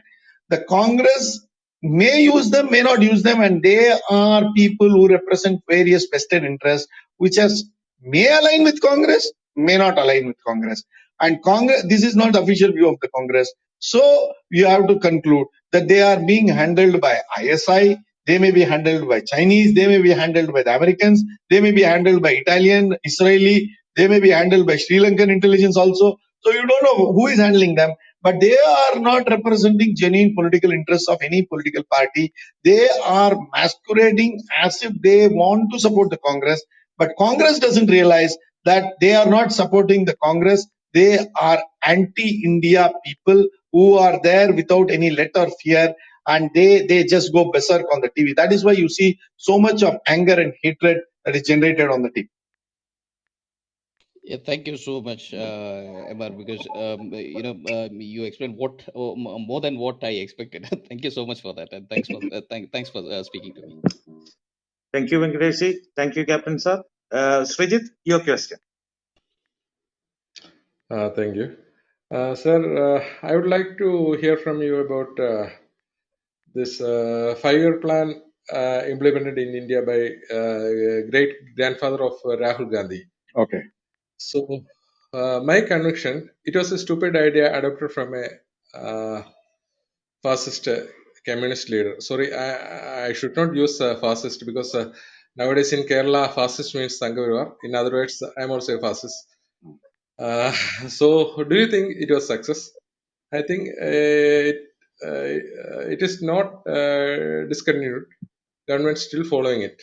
Okay. So, See, okay, thank the you. problem is again, as you said, Nehruvian idea. Nehru must be laughing at us in his grave today because see, even after 60 years, we are still following him, and yet there is a section of the population, a vast section, which is finding fault with his policies. But we are still following it. And incidentally, as far as your answer to the question of the first 5-year plan is concerned, or the 11 5-year plans are concerned, the first draft of 11th 5-year plan came to me. I did some serious article in, I think, Business Line or somewhere. And I wrote this sentence which caught the imagination of people. I said, the first draft of the 11th plan is akin to the 11th draft of the first plan. There was nothing different. India is a poor country. India is filled with poverty. India's people education is a problem. India's literacy is a problem. So many people don't have drinking water. So many people don't have proper accommodation. They don't have this. They don't have that. You can see it in the first plan. You can see it in the 11th plan. So the question that to answer your question, this was a sheer humbug. This was pulling over wool's eye over the entire section of the population, and this planning did not work. Finally, it was jettisoned. But the Niti Aayog that has come in is no great shakes either. It is again the same version of version 2 of Planning Commission. It has not done anything spectacular either. And if it has done, I will be happy to be correct. Thank you, Venkatesh. Thank you, Srijit. Ranganathan sir, your question. Yeah, thank you, moderators. Namaskaram, Venkatesh ji, and Namaskar. Namaskaram, TG sir. Yeah. Uh, I am not touching on the economic policies of Nehru. I just want to answer on other questions like his decision on the creation, decision which enabled creation of POK, and his decision to surrender a large part of our land on the north eastern front to China, and also his decision to surrender or not to accept rather the invitation to get into the UN Security Council. Will you please comment on that? Thank you. There are three type of blunders. Blunders, Himalayan blunders, Nehruvian blunders. Nehruvian blunders is what it is. I think I don't have to answer anything more than this on this question. Thank you, thank you. As that speaks a lot of speaks in volumes. Thank you. All right. Thank you, Venkatesh ji. Thank you, Rangadharan sir. Sunil sir, your question, please. Yes, good evening to Venkatesh ji. Good Um, evening. I'm glad to hear you at length because generally when we hear you on one of those national channels, most of it is occupied by shouting opponents. So we can't hear a coherent thought that is evidence out there. My question is to you and Mohandas ji. Good evening to you too, and feel free to add your thoughts as I value it very much. Um, Venkatesh ji, you had spoken initially to the idea which I subscribe to, that the state has become not just a welfare state, but really a paternalistic state, A which nanny is a state. kind of like, yes, which is kind of like a my bap Yes. kind of approach. And we know it is wrong because when you look at those people who have lived and worked outside of that state, they thrive and flourish and are creative.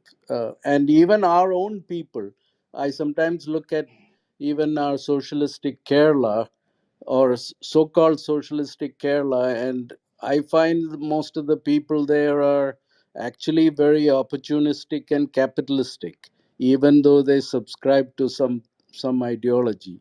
They in their real lives, that's not how they act. Um, so there is that hypocrisy that goes on.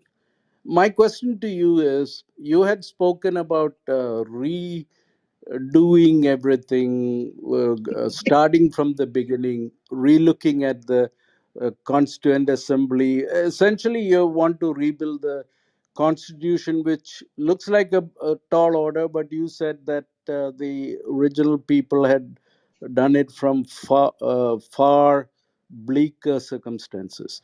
So let's say that we go down that path. I'm just curious to see, um, is there any sort of a mechanism, either today legally, judicially, or administratively, other than politically? I mean, it has to start at the political level, but to get it executed, what needs to happen? Is it like a constitutional amendment where states have to chip in to rewrite a total constitution? And also, it comes down to the fundamental fact that which government or organization or judiciary will be okay with dismantling itself, because essentially that is what you're asking. Okay. Thank you. The answer is very simple. It's a long-winded question. The answer is simple. If we, the people of India, decide that the constitution has to be written, it will be written, no matter what. And judiciary, executive, legislation, everything is basically terminology of the present constitution. And if we decide, it will be done. If we decide that it can't be done, it can't be done. So it is a question of our will and how we manifest our will through whichever instrumentalities that we have. Answer is very simple. Right. Thank you, Venkatesh. Acha, Teacher, sir? Sir? sir, how long does this go on? Because I have another conference at 10, so I have to prepare for that. We'll make the question short and we'll wind it up before 10, sir. Okay. That was our plan too. All right. Okay. This will be the last question. There are 3 more questions from the audience panel, if you agree. Okay, 3 more. I'll make it fast. Yeah. Yeah, sure. Rajivji, your question, please, quickly. Okay. Thank you. Manoj. Yeah, please. Venkateshji, Yeah, thank you. yeah. I think you might have read the book 97 Blunders of Nehru of Rajnikant Puranik. Yes. The blunders, most of them have been political, but the biggest blunder what he has done, as per my understanding, is the economical one. Yes. When other countries were able to develop on a capitalistic path so fast, we couldn't catch up with that. So is your book really covering about the economic blunder in a kind of very analytical way? If so, I would like to buy and read it. Rajivji, let me be very blunt. I am not going to blame Nehru all the time and say Nehru is to be blamed. So I will continue to blame him and do nothing. It is more prospective rather than retrospective. Yeah, we have enormous analysis done on Nehru. We have blamed him. We have cried. We have breastbeaten. We have done everything. So what? Do we go forward or we still blame him? I think that time has come forward to say, how do we go forward? So this book, of course, analyzes Nehruvian thoughts in passing. It does analyze it in economic spheres, how it looked at it.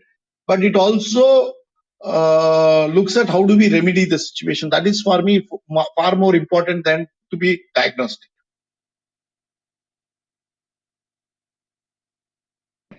Thank you, Venkatesh. About your book, sir? About my book, I have spoken enough, sir. All right. So, Okay, thank you. all right. Thank you, Rajivji. Sam, your question, quickly, please. Yeah, actually, I'm a regular listener of you, sir. So, a few years back, when you shared stage with Dr. Swami, you had mentioned about foreign, the abroad foreign direct investment that India makes, and you had filed an RTI inquiring what is the return generated on such Exactly. investment. So, for $100 billion, we generated 1%. Correct. Right. Yes. So when will our government realize that this is not the path, and we encourage and support our local entrepreneurs? I am a regular follower of you. You might recognize me because I often comment on your Twitter posts, secular and communal. Okay. Sam, the answer to this is you are speaking as if the government is distinct from you. Unless we start owning up the government, unless we believe that this is the government that I have created, it is not British government. This is our government. This is a government, whether it is Manmohan Singh or Modi, it is my government. It is elected by the people of this country. And it is incumbent on me, if wherever it has made a mistake, for me to go ahead and realize and correct it and do my bit. It cannot be that the government will realize of its own. If it doesn't realize, it is duty of every citizen to take upon himself to correct the course of action. Course correction has to be done. So to answer your question very bluntly, you also have to participate. I also have to participate. That is what democracy is all about. We bring it to the attention of powers that FDI is a losing proposition the way currently it is structured. Unless RBI and government are made to realize it, we must make papers, we must academically be thorough with this. We have to bring out various facts, RTIs, debate with scholars, economists, and then come to a viable alternative. It's a long grind. I'm sorry to say this, but there is no shortcut. And unless we are ready to accept that we are going through the hard grind, it's not going to happen. Right. Thank you, Venkatesh. Thank you, Sam. Thank you. Gopaji, your question, please. Namaste, everyone. And the question is, Venkatesh ji, can our style of democracy solve this problem given the situation of population challenges, political ambitions with every 5 year elections, incompetent pillars of democracy? And one thing is promotion based on seniority, not by performance at all level. Do you think democracy of our nature can solve our problems? Or is there any reference, any country of this nature has done anything of this magnitude to correct the course? See, if you are going to again look at outside countries for examples and then try to say that okay, they have done it, so we can do it, I am not for it. Whether others have done it, whether others have not done it, we must look into ourselves. See, our democracy is not fail-proof, but democracy by its nature is not fail-proof. You take American democracy, you take British democracy, there are going to be loopholes, pitfalls, there are going to be ups and downs. That's how democracy is. Democracy is not the best of it and best of an alternative. But there is no other alternative to democracy also. You have to understand. Probably in the democracy, we can think about whether we have to move to a presidential form, whether we have to look at India being made of consisting of say 100 states and 100 governors at each state, whether we have to look at things of improvement. So that is why we have to look at rewriting our constitution from a totally different perspective using the 75 years of experience, of which one of them is whether we have to give importance to seniority or to merit. And I think the whole of Mahabharata starts with a fundamental question as to merit or nepotism should override. And the Raja Bharat nominates somebody outside his family to run the country, and he says that gentleman will be the next king, not my sons who are incompetent. So these are civilizational based questions that have been tested and tried and answered by our forefathers. Now we have to draw upon the ancient wisdom and try to contemporize it to the current situation. It is not that ancient wisdom is again cast in stone, we have to take it. It is not that they are all fools. So I don't want to be in extreme positions and say that they are fools or they are gods, and so we have to abide by it, and no further improvement is to be required. We have to adapt it to the 21st century and see that how do we contemporize it. If we are able to do it, we'll be successful. Otherwise, I see a tough days ahead for us. Very tough days. Thank you, Venkatesh. Thank you, Gobaji. With that, we reach the conclusion to our audience question and the conclusion of our program. I'd request TG sir and after that, Venkatesh ji, for your conclusive remark. TG sir, first I'll come to you, then to Venkatesh ji. I hope MRV has concluded it very well. So I don't want to add anything as of now. And in fact, he wanted to leave also. Thank you very much. Yeah. Thank you, TG sir. Yeah, I don't have anything to conclude except saying that this thought, don't dismiss it, of rewriting the constitution or redrawing the constitution. This has been there with several people, several scholars, several great people like Govindacharya, even Bhimrao Ambedkar ji said that we have to relook at the constitution, and this is the best they could do it because it was born out of fatigue, 1400 years of invasion. People just gave their life and wealth for the independence, and it was written when the country underwent a partition. So this is not a great constitution in the sense that it was never done by the best of times. So probably we are now in the best of times. We need to calmly think about it. And there is nothing wrong in, having a constitution that will be redrawn. Let us not be dismissive about it. I only wish each participant here in the clubhouse takes this idea forward.